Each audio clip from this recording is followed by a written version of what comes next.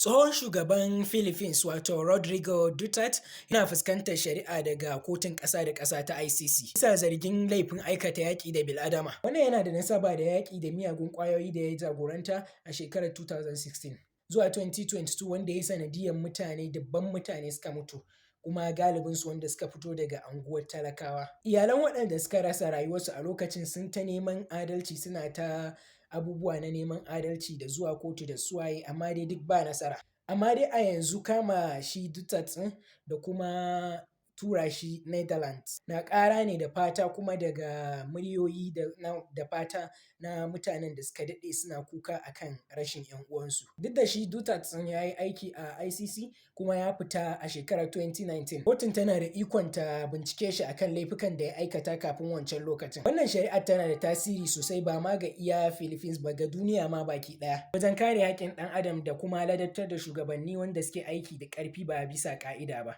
Amma na sani misali kamar mutanen da suke zaune a galibi dai Afirka, mutane za su dinga tunanin to amma dai wannan kawai abu ne wanda za a iya cewa ƙasashen Turai ne suke da ɗaukan wannan.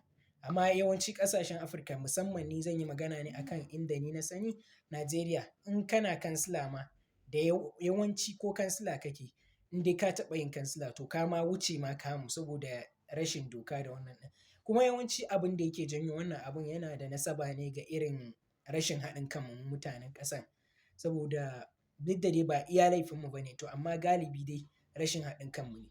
Saboda yanzu misali mutane za su iya ɗaukan mutum a ce wanda misali ko da ba mutum kun san tarihin shi da sauransu, ba mutumin kirki ba ne, amma zai zo ya samu wasu 'yan tsiraru ya raba musu kuɗi.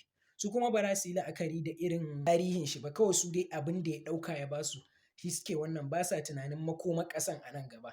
To shi sa da yawanci mu irin wannan shari'ar sai ka ga ma ba ta faruwa. Shugaba zai zo ya gama muku duk abin da zai yi, daga baya ya ci banza ba abin da zai faru.